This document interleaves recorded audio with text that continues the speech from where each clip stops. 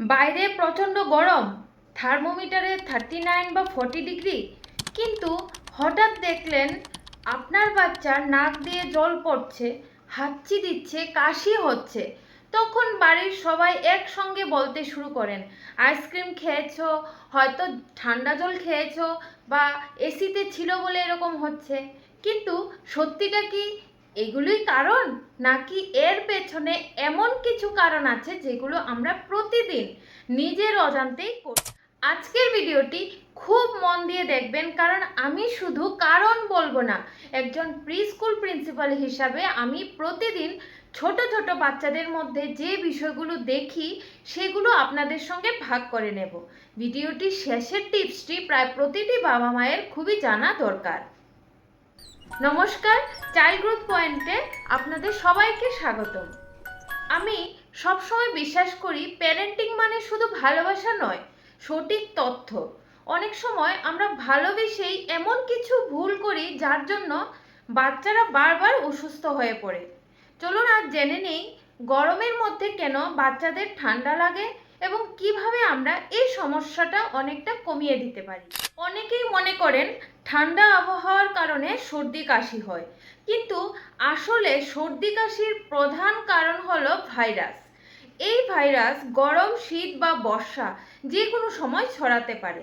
ভাবুন তো, আপনার বাচ্চা পার্কে খেলতে গেল, আরেকটি বাচ্চার হালকা সর্দি ছিল, সে খেলনা ধরলো, দোলনায় হাত দিল, কিছুক্ষণ পর আপনার বাচ্চাও একই জায়গায় হাত দিল এবং সেই হাত মুখে দিল।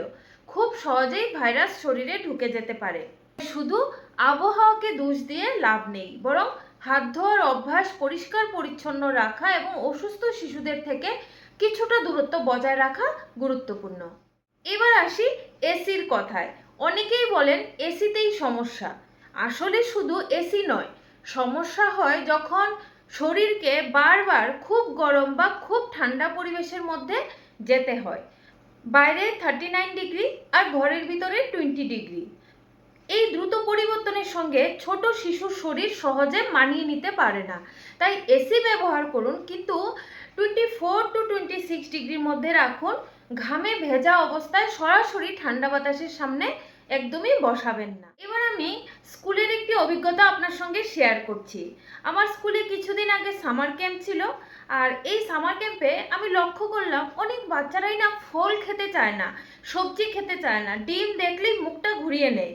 কিন্তু যখনই ম্যাগি, চিপস বা বিস্কুট পায় তখন খুব আনন্দ করে খায়। এখন ভাবুন তো, শরীর যদি প্রতিদিন শুধু পেট ভরানোর জন্য খাবার পায় কিন্তু ভিটামিন, প্রোটিন, আয়রন না পায়, তাহলে শরীর কিভাবে ভাইরাসের বিরুদ্ধে লড়বে? আমরা যেমন একটি গাছকে শুধু জল দিয়ে বড় করতে পারি না, ঠিক তেমনি শুধু ভাত বা বিস্কিট খাইয়ে শিশুর শরীর শক্তিশালী করা যায় না। প্রতিদিন অন্তত একটি ডিম বা কোনো একটা ফল, ডাল, শাকসবজি আর পর্যাপ্ত পরিমাণ জল শিশুর খাবারে রাখার চেষ্টা করুন। এবার বলছি, অনেক শিশুই আছে এখন রাতে 10টা-11টার আগে ঘুমায় না। কি ঠিক তো? কেউ মোবাইল দেখে, কেউ টিভি দেখে। ভালো ঘুম না হলে শরীর ঠিকভাবে নিজেকে মেরামত করতে পারে না, রোগ প্রতিরোধ ক্ষমতাও দুর্বল হয়ে পড়ে। 2 থেকে 6 বছরের শিশুর প্রতিদিন 10 থেকে 13 ঘন্টা ঘুমানোর খুব প্রয়োজন। সো শুধু খাবার নয়, ভালো ঘুমও একটি শক্তিশালী ওষুধ। শিশুরা খেলতে খেলতে বারবার হাত মুখে দেয়। স্কুলে, পার্কে খেলনার মাধ্যমে অসংখ্য জীবাণু হাতের সঙ্গে লেগে যায়। খাওয়ার আগে এবং বাইরে থেকে এসে সাবান দিয়ে হাত ধোয়ার অভ্যাসটা অবশ্যই তৈরি করবেন। এটি খুব ছোট একটি অভ্যাস, কিন্তু অসুস্থতা অনেকটা কমিয়ে দেবে। তাহলে কি কি করতে হবে আমরা আগে জেনে নিই।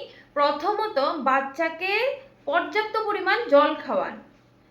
নাম্বার 2, প্রতিদিন একটা ফল এবং প্রোটিন সমৃদ্ধ খাবার দিন। নাম্বার 3, পর্যাপ্ত পরিমাণ ঘুম হচ্ছে কিনা লক্ষ্য রাখুন। নাম্বার 4, অকারণে অ্যান্টিবায়োটিক ব্যবহার করবেন না। নাম্বার 5, পরিষ্কার পরিচ্ছন্নতার অভ্যাস গড়ে তুলুন। আর যদি 3 দিনের বেশি জ্বর থাকে, শ্বাসকষ্ট হয়, বারবার বমি এবং বাচ্চা খুব দুর্বল ফিল করে, তাহলে অবশ্যই শিশু বিশেষজ্ঞের পরামর্শ নিন। ভিডিওটি শেষ করার আগে একটাই কথা বলবো, আমরা মা বাবা হিসাবে অনেক সময় বড় বড় জিনিস নিয়ে চিন্তা করি, কিন্তু শিশুর সুস্থ ভবিষ্যৎ তৈরি হয় ছোট ছোট অভ্যাস থেকে। সময় মতো ঘুম, পুষ্টিকর খাবার, পরিষ্কার পরিচ্ছন্নতা, আর সবচেয়ে বড় কথা আপনার সময় এবং ভালোবাসা। আপনার সন্তান হয়তো আজ বুঝবে না, কিন্তু একদিন বড় হয়ে বুঝবে তার সবচেয়ে বড় শক্তি ছিলেন আপনারা। আজকের ভিডিওটি যদি আপনার ভালো লাগে তাহলে একজন বাবা মায়ের সঙ্গে অবশ্যই শেয়ার করবেন।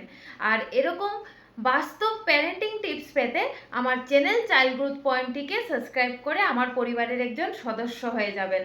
আবার দেখা হচ্ছে পরের ভিডিওতে। সবাই ভালো থাকবেন, সুস্থ থাকবেন।